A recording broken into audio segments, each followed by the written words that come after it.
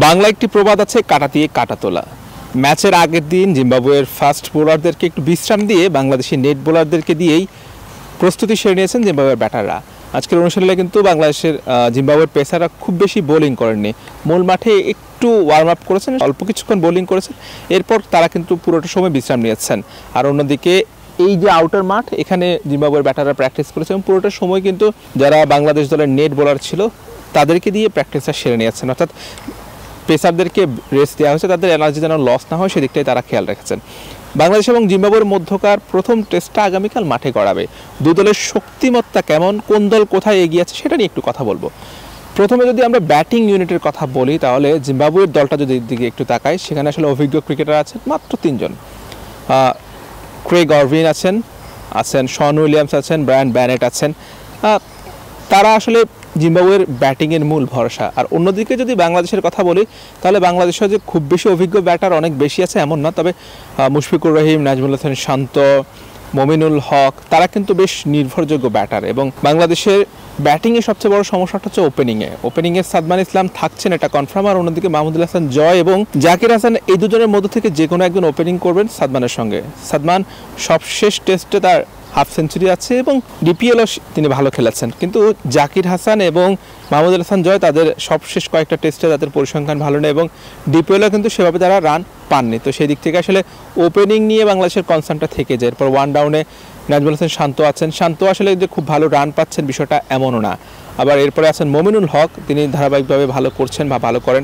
মুশফিকুর রহিম বরাবরই জিম্বাবুয়ের সঙ্গে ভালো খেলেন এবং তার যে এই 3টা ডাবল সেঞ্চুরি তার মধ্যে 2টাই জিম্বাবুয়ের বিপক্ষে করেছেন। অন্যদিকে জাকের আলী অনিক এবং মাহিদুল ইসলাম অঙ্কনের মধ্য থেকে যে কোনো একজন হয়তো সুযোগ পাবেন। তো সে জায়গায় আসলে তারা কে পাবেন সেটা বলা যাচ্ছে না। মেহেদী হাসান মিরাজ আছেন, গেল বছর দুর্দান্ত পারফর্ম করেছেন, ব্যাটিং বোলিং দুটো সেক্টরে তিনি ভালো করেছেন। মিরাজের উপর ভরসা রাখা যায় ব্যাটিং বোলিং। আর যদি তাইজুল ইসলাম খেলার সম্ভাবনা খুব বেশি রয়েছে, স্পিন। তাইজুল তো সিলেটে, তাইজুল দেশের মাটিতে এমনিতেই সেরা আসলে, আর সিলেটেও তিনি বেশ কার্যকর। এবারে এই টেস্টটা আসলে মূলত সিলেটের যে বাউন্সি উইকেটে খেলা হবে, উইকেটটা আমরা যতটুকু দেখেছি আসলে সেখানে উইকেটে প্রচুর পরিমাণে ঘাস রয়েছে, সবুজ উইকেট। এমন উইকেটে পেসাররা সুবিধা পেয়ে থাকেন। যদি দু দলের বোলিং ইউনিটের কথা বলি, তাহলে কিন্তু সেক্ষেত্রে বাংলাদেশ একটু এগিয়ে থাকবে জিম্বাবুয়ে থেকে। যদি আমরা পেস ইউনিটের কথা বলি, সাম্প্রতিক সময়ে বাংলাদেশ দলের পেস ইউনিট বেশ ভালো করছে। নাহিদ রানা, হাসান মাহমুদ, খালেদ আহমেদ, এবার নতুন করে ইনক্লুড হয়েছে তানজিম হাসান সাকিব। যদিও তানজিমের অভিষেক হয় কিনা সেটা নিয়ে খুব সন্দেহ রয়েছে। বাংলাদেশ 3 জন পেসার নিয়ে যদি নামেন, তাহলে সেক্ষেত্রে নাহিদ রানা, খালেদ আহমেদ এবং হাসান মাহমুদ এরাই এগিয়ে থাকবেন, এই 3 জনই এগিয়ে থাকবেন। সাকিবের হয়তো অভিষেকটা আরও পরও হতে পারে। তো সেই দিক থেকে আসলে নাহিদ রানার যে গতি, নাহিদ রানার যে বাউন্স, সেটা এই উইকেটে আরও বেশি কার্যকর হবে, আরও বেশি ধারালো হবে। হাসান মাহমুদ, খালেদ আহমেদ তারাও আসলে বরাবরের মতো ভালো।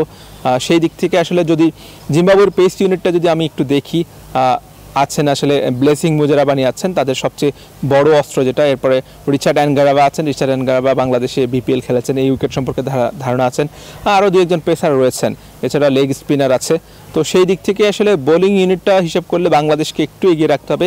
ব্যাটিং ইউনিটের কথা বললে বাংলাদেশ একটু এগিয়ে থাকবে, তবে বাংলাদেশে আসলে ব্যাটিংয়ের উপর খুব একটা ভরসা করা যায় না, বোলিংয়ের উপর যতটা ভরসা করা যায়। তো সেই জায়গা থেকে আসলে মুজারাবানি, অ্যানগারাবারা যদি বেশ ভালো বল করেন, শান্ত, মুশফিকরা যদি তাদের বিপক্ষে ভালো খেলতে না পারেন, তাহলে কিন্তু বোলারদের উপরে চাপটা বেশি হবে। অর্থাৎ ব্যাটাররা যদি একটু ভালো করতে পারেন, বাকি কাজটা সহজ হয়ে যাবে হাসান মাহমুদ, নাহিদ রানা, খালেদ আহমেদ, তাইজুলদের জন্য।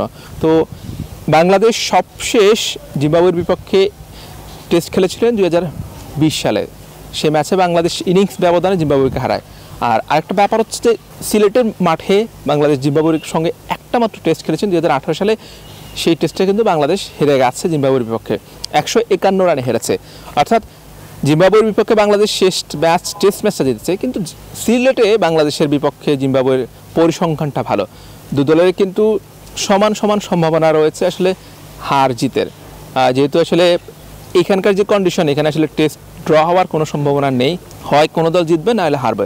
তো সেই দিক থেকে আসলে দু দলের ব্যাটিং বোলিং ইউনিটে যদি ভারসাম্যের কথা বলে, তাহলে বাংলাদেশ একটু এগিয়ে থাকবে, যেহেতু চেনা কন্ডিশন, তার উপর বাংলাদেশ স্বাগতিক।